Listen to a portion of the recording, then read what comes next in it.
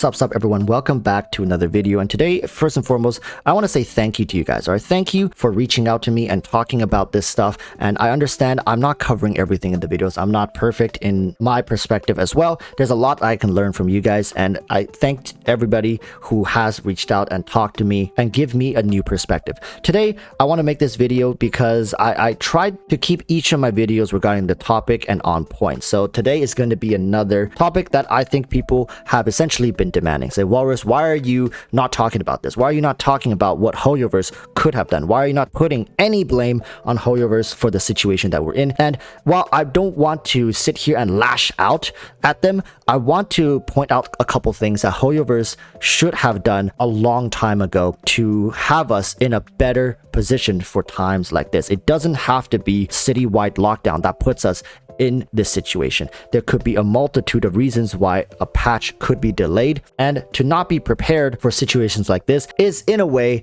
inexcusable for a company that generated the amount of revenue that Hoyoverse has generated. And for people who are very upset for the right reasons, I don't want to silence you. I want to give you guys a voice, just like I have with the other side of this community. So let's talk about Hoyoverse's biggest oopsies. And I want to start back in patch 1.4 because Hoyoverse has seen firsthand what a drought can do to a community, and that is even with events for the duration of those patches. And even sometimes new event regions gets unlocked, like the archipelago. There were people still feeling unsatisfied because nothing is of permanence. Hoyoverse builds everything around this one concept, and that is FOMO.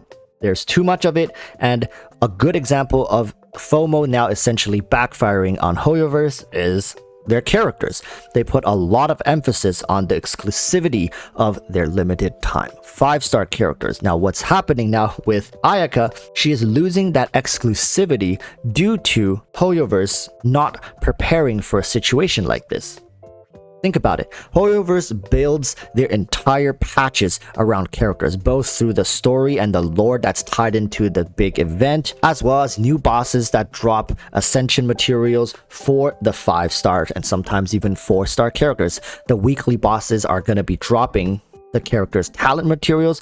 So really, if you don't have the new 5-star, what is the content that you can enjoy when a new patch drops, right? That is the question that has been plaguing Hoyoverse since the very beginning. And I'm not even talking about 1.4 and the drought period where there is nothing you can do with these characters that you have built up. Now, these are old news. I'm not sitting here telling you guys that it's a revelation. We just recently realized that there's nothing to do anymore with your level 90 full roster double team characters at Constellation 1 and 2 or something like that, right? For some of you guys, even free to plays, have more than 6 or 7 5-stars, and some of them even have 5-star weapons. What are you going to do with these characters? And that has been a question that the player base has been asking and asking, yet Hoyoverse has been ignoring and ignoring. And it's finally come to bite them in the ass, because with this drought, Hoyoverse can't just throw an event at us and say, hey, go enjoy this and wait while we sort all of this out. The players have waited enough. There is a frustration that has been building up since patch 1.4, many of which have quit because they've taken the advice of the community saying, if you don't like it, just quit. And people have been quitting and quitting. And with this wave, there's going to be more people quitting and quitting because Hoyoverse refuse to answer this one question. At least have the dignity to come out and tell the community, we don't want to do that because of X, Y, and Z reasons. If they did that, at least the players who are holding on to hope can finally let go. But let me tell you why they don't do it. Because they want to keep people on the edge of their seats. They want to keep you on a hook. To say it more bluntly, they want you to believe that there is a chance for the game to turn around and become populated with content which is meaningful in the end game. And I don't deny that maybe in the future, a year, 2 years, maybe even 3 years down the line, they might introduce systems that helps end game players feel more fulfilled. But right now, is it at the top of their priority? I don't think so. And I think you guys can agree with me in saying that Hoyoverse priorities have been too much on their own profits and too little on the enjoyment of their community. Too little is put towards making sure the players are content, especially the endgame players. And what rubs me really the wrong way is the potential of them giving up on us because we are old spenders. We are people who have already given our money, so they don't need to worry about us anymore. They don't need to earn our money because they've already earned it. Hoyoverse seems to be so focused on the temporary and the short-term gains as opposed to the long-term. Hoyoverse thinks, well, if we can get newer players into the game and make sure these newer players have a relatively good experience, maybe they'll drop a couple dollars here and there for characters.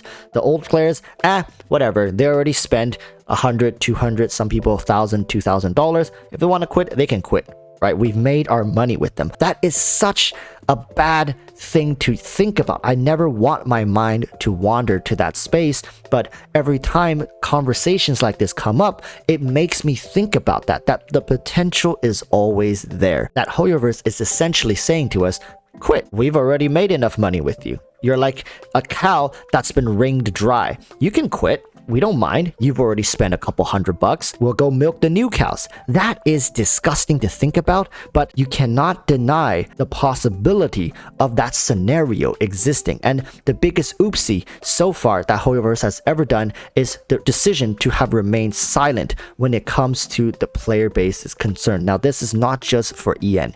CN has been talking about this as well. And why now? Why are we talking about this now? Because you gotta strike the iron when it's hot. I always say this. When the player base is at this point, we have essentially nowhere else to turn to. Just yesterday, I've gotten over 20 DMs talking about how frustrated they are with the current game state, and they are very respectable people. These people are not DMing me to harass or to complain. They're just saying, Walrus, I really feel like I'm at my limits here. I don't know if I can make it through this next drought period, because not only do we have to go through this delay, we also potentially have 1 to 2 more entire patches that everybody knows is going to be a filler patch. 2 more. So that's going to be at least 3 to 4 months of mindlessly grinding away at meaningless content until we get something that we can really sink our teeth into. And I think people have reached a breaking point for the most part. And I don't want to devalue the enjoyment of those who are saying, hey, this is giving me more time to save up and I'm having a blast with Genshin. But you also have to understand a lot of people are not. And when a game as popular as Genshin has a player base this large saying that they're feeling burnt out, discontent, and it just feels like they're not progressing towards anything, that is an issue that needs to be addressed. So please, Hoyoverse, address it. And I know I'm too small. I know I don't have the influence like some of the bigger creators or communities to make even a dent, but this channel supports people who has something to say, who have something meaningful to say. It doesn't help solve the problem for me to scream dying game, dying game. That doesn't do anything. That's a statement. That's something that I say to pleasure myself essentially. But what can we do? We can write in our surveys, I guess. We can make some more noise. Hopefully CN can pick up on this train as well. We have to use this drought to our benefit. If there are things that you want in the game to change, you can reach out to me. You can try to reach out to other content creators. We need to talk about this more. Hopefully other content creators see it, picks it up, because I don't think they can fake it for much longer anymore.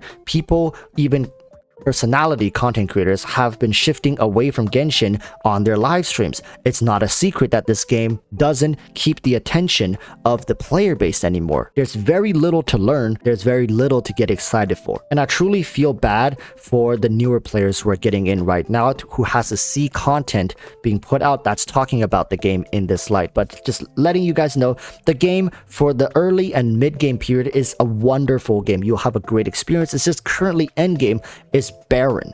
There's one task, and that is the spiral abyss, and it really doesn't take much effort to clear it, and many have already done so. I am saying this respectfully to everyone watching. Take the break that you need to take, but make the noise that you need to make. We need to generate some sort of traction, hopefully, because Soul of an artist is not leading the charge anymore. We need to somehow get Soul back in charge and lead the way for this, because we need a voice. We need somehow for people to band together to try to echo something into this abyss that is the Hoyoverse survey inbox. All right, with that said, I hope this has done justice for the people who felt like their voice has been silenced. I don't mean to disregard this issue. It's just that in my previous videos, they were not covering this topic, and it deserves a video on its own. Thank you guys so much for reaching out, and please continue to do so in the future.